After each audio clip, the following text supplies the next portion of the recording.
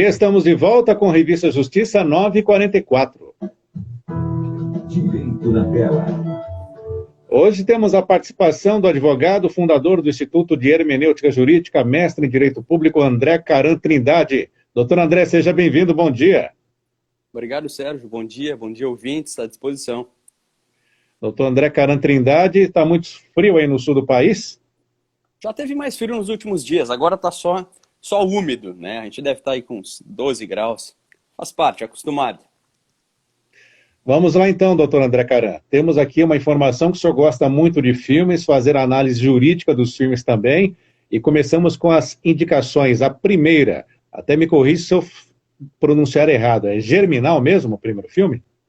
Não, primeiro eu vou sempre reiterar que é uma alegria, Sérgio, participar desse quadro Direito na Tela aqui, né, na Revista Justiça, comentar um pouco sobre cinema, fazer sugestões. A minha predileção, você sabe, é pela literatura, mas a sétima arte tá junto, concorrendo, né? A gente está discutindo, no fundo, narrativas, sejam elas literárias ou fílmicas, né? Cinematográficas.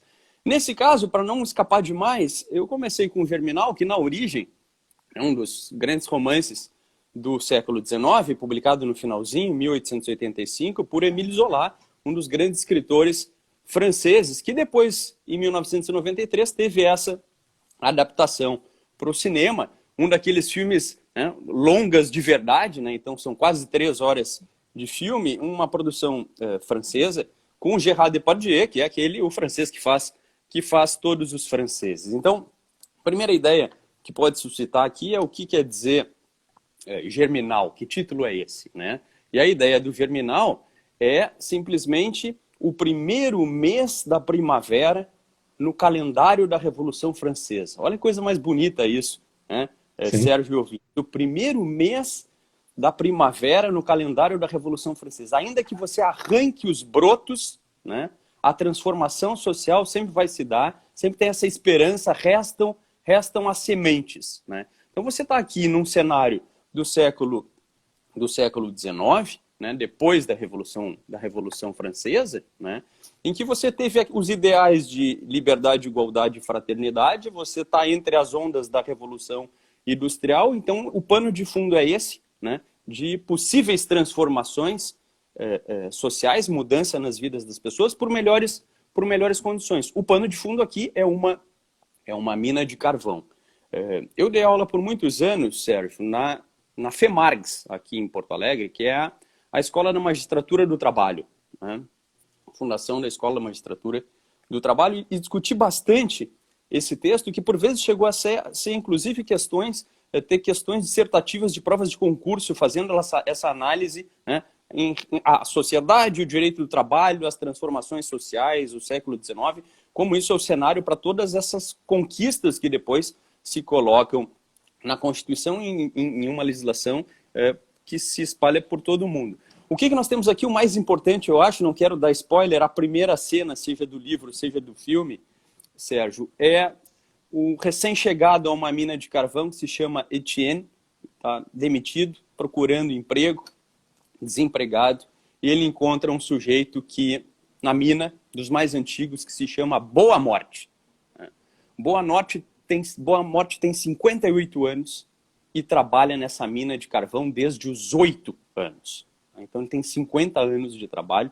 Entre uma fala e outra ele escarra um pouco de carvão. É o realismo, né, de verdade, com toda a sua força dessa literatura do Zola, que vem para dentro do cinema. E aí qual é o desdobramento dessa fala? Ele procura emprego, as condições são terríveis, a miséria, pessoas morrem todos os dias, insalubridade, periculosidade, né? Imagina uma mina de carvão nessa época, e ele diz, como faz para trabalhar aqui, né? E alguém indica para ele com quem deve ser falado, porque todos os dias tem muitas baixas, então todos os dias eles estão contratando, todas as pessoas da cidade terminam morando ali, os filhos, os netos, todas as gerações, aquilo é a única fonte, né, de trabalho. E aí a pergunta que resta é, quem é o dono? E isso ninguém sabe. Alguém é o dono de todas aquelas minas. Mas quem é o dono, quem detém toda aquela riqueza que eles produzem, isso é um mistério, isso é desconhecido. Então essa é a abertura, né, desse filme e desse romance, que depois vai se suceder com criação de fundos de reserva, como que eles se organizam, se eles vão fazer greves, não vão fazer greves, como isso sai do controle. Então, um filme que tem todo esse aspecto, né, da exploração da sociedade, do regime capitalista, de como essas coisas se enraizam já desde o século XIX e chegam aos dias de hoje. Então, essa temática do Germinal, né, também eu pensei dessa vez, Sérgio, nessa temática como uma temática para os 3 filmes. Né? Então, assim, os 3 filmes, embora sejam narrativas completamente diferentes, eles têm alguns denominadores comuns. Né? Então, assim, essa relação do capitalismo, as relações de poder, as relações sociais, né? Isso está tudo, de certo modo, imbricado. Começa com o mais antigo, que é o Germinal. Fica a dica. O senhor me fala dessa situação das pessoas procurando esses empregos, né, principalmente numa mina. Será que teremos uma metáfora com essa situação que estamos passando agora, com essa pandemia? Essa sua pergunta é a pergunta que atravessa os 3 filmes. Né? Nos 3 filmes a gente pode pensar isso. Né? Como que ficam as relações de emprego, quem são os mais prejudicados, né? Como é que fica essa relação das empresas, do trabalhador da ponta, né? Quem mais precisa, quem menos precisa, quem pode se dar o luxo de estar em casa. Você vai ver que esse é um tema recorrente também nas outras narrativas. Fica o desafio para esse quadro, Sérgio, do Direito em Tela, de não pensar simplesmente as sugestões e os filmes isoladamente, né? Mas pensar numa relação que se possa estabelecer entre as indicações. Foi dessa vez o que eu tentei fazer. Então vamos lá, segunda indicação, O Preço do Amanhã. Segunda indicação, um filme americano, agora já mais recente, acho que tem 10 anos, se não me engano é de 2010, 2011, com aí alguns artistas também bem conhecidos. A gente tem Timberlake, a gente tem Amanda Seyfried, então assim, uma coisa assim mais blockbuster, vamos chamar assim. Doutor André, só cuidado um pouco com o microfone, que parece que ele está raspando bastante aí na roupa. Então, nesse caso, o que nós temos? Uma sociedade distópica, né? Então, de um futuro que não se sabe exatamente quando mas de uma sociedade bem fordista ainda. Você tem um cenário que não é pós-industrial. Né? E aí o que tem? As pessoas vivem até os 25 anos e quando chega nos 25 anos, começa no braço a correr um relógio. E aí, a partir dali, elas têm 1 ano de vida. Então, toda a moeda de troca aqui é tempo. Então, você trabalha, você ganha tanto tempo. Você entra no ônibus, você paga em tempo. Então, tudo é em minutos, segundos e horas. Né? O que acontece, evidentemente? Tem aquelas pessoas que depois... E aí todos congelam com 25 anos. Todo mundo fica jovem. Então, o sujeito tem, fisicamente, biologicamente, parece que ele tem 25 anos, mas no fundo ele tem 105 anos. Né? Por quê? Porque ele detém o capital, ele detém os meios de produção, né? Ele detém o tempo. E a vida para ele passa bem devagarinho, Sérgio e ouvintes. Isso é uma coisa curiosa. Então essas são as pessoas, quem tem tempo, né? Quem tem recursos, pode gozar a vida numa outra velocidade. Já os pobres, porque a segregação aqui é uma coisa assim bem nítida, né? Esses têm sempre pressa, esses estão sempre correndo. Esses estão sempre vivendo os últimos dias, as últimas horas, né, fazendo o que é possível para sobreviver mais um dia. Então aqui o protagonista, logo no início, ele perde a mãe e ele é brindado ele tem um primeiro grande encontro com um sujeito deprimido que já tem 120 anos, está cansado de tudo aquilo e termina cedendo o seu tempo para ele, doando o tempo para ele.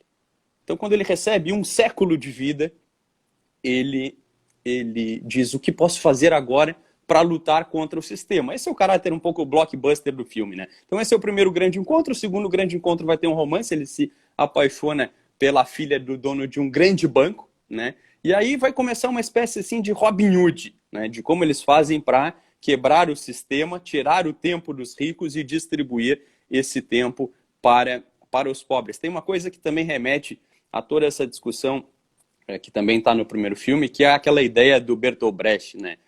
O que é roubar um banco comparado a fundar um banco, né? Então isso também é uma coisa que fica bem presente nesse filme, O Preço do Amanhã, que mostra e também nos permite pensar, Sérgio, essa questão do tempo hoje, né? Eu posso ficar em casa, nós temos a pandemia, posso trabalhar de casa, faço as coisas numa outra velocidade, mas não é a mesma realidade para todas as pessoas.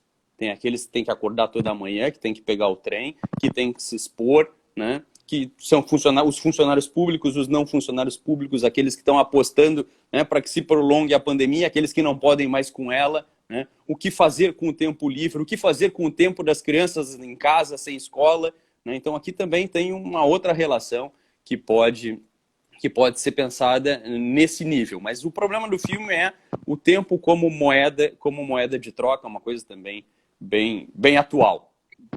Muito bem, a segunda indicação, Preço da Manhã, e a última indicação é um filme que eu não assisti ainda, mas tem informações assim que já me deixaram curioso, até perplexo, preocupado para saber como ele vai se desvendar. O Poço.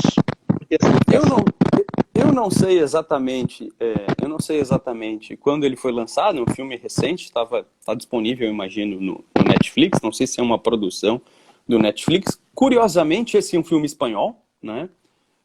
Em que eles chamaram o diretor, eu particularmente não conhecia, chama Galder Gaztelu-Urrutia, né? Galder Gaztelu-Urrutia, um diretor espanhol, e ele é considerado um trailer de horror.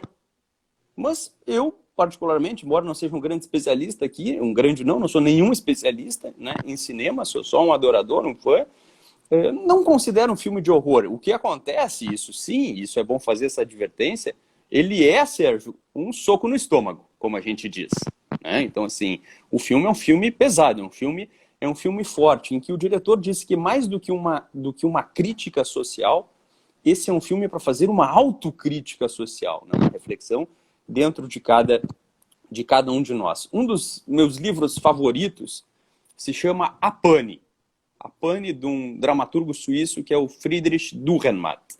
E logo no início desse livro, Sérgio e ouvintes, ele diz, ele pergunta, ainda há histórias que possam ser contadas? Ainda tem alguma coisa de novo que a gente possa, né, narrar? E o Poço é uma prova disso, né? O Poço, então, aqui num cenário também fictício, absolutamente fictício, da ficção científica, você tem uma prisão vertical. Uma prisão vertical que, ao certo, não se sabe quantos andares tem, possivelmente 333. E em cada andar, cada cela, você tem 2 prisioneiros. O que permite imaginar aí mais de 600, ou, para ser preciso, 666 prisioneiros. O nosso protagonista se chama Göring, ele quer entrar na prisão para experimentar como isso funciona e para parar de fumar. Olha como são as coisas. Então ele se submeteria a esse regime por algum período e ele queria parar de fumar. E qual é a particularidade dessa prisão, que já é uma coisa estranha, né? Ela é uma prisão vertical, 2 prisioneiros por andar, né? A cela ou andar, e no meio de todos esses andares, uma plataforma móvel que traz a comida, Sérgio. Então ela começa com um grande banquete no andar 0, e ela vai baixando, a plataforma vai baixando de andar por andar até o último, e fica 2 minutos em cada andar. Nesses 2 minutos tem regras básicas, eles não podem reter o alimento. E depois de 2 minutos a comida baixa, e na medida em que ela vai baixando, vão sobrando os restos. Cada prisioneiro fica nessa condição, cada dupla fica nessa condição por 30 dias, e depois muda. Então o sujeito pode passar o primeiro mês no 5º andar, né, se beneficiando do banquete, e no mês seguinte ele pode estar no andar 130. E no andar 130 sobra muito pouca coisa, né? Então aqui, de novo, como que se dão essas relações, como que em situações limite, sobretudo quando se trata da fome, o sujeito faz coisas inimagináveis, né? De como quando você ocupa uma determinada posição de privilégio, você se esquece dos que estão embaixo, ainda que você já tenha ocupado essa posição, né? De quando, como você está embaixo e depois você chega em cima, você já não dá mais bola para isso, você está numa lógica do salve-se quem puder, né? De como o sistema aqui pode ser perverso. E aí você tem personagens bem distintos, você tem aquele que aposta nas relações de poder, aquele que quer com isso fazer com que a engrenagem possa funcionar e todos possam ser educados, e tem até aqui uma certa assim, ingenuidade, numa espécie de formulação que poderia salvar esse sistema, né, de que todos pudessem aqui ser solidários, né?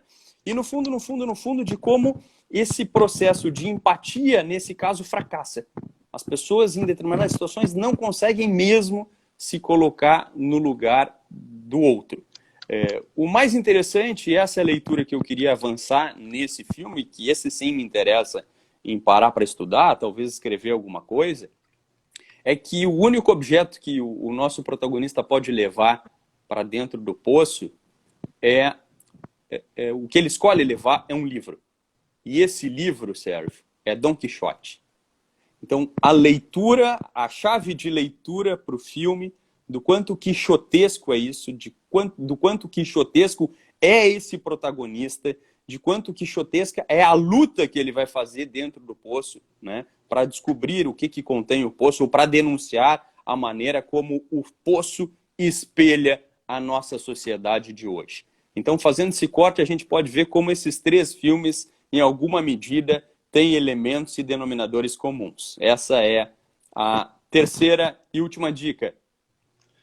Então vamos repetir aqui. Germinal, O Preço do Amanhã e O Poço, indicações feitas pelo Dr. André Caran Trindade, advogado, fundador do Instituto de Hermenêutica Jurídica e mestre em Direito Público. Dr. André, obrigado por estar conosco, bom fim de semana e até uma próxima. Obrigado, é uma alegria, fico à disposição, bom final de semana a todos.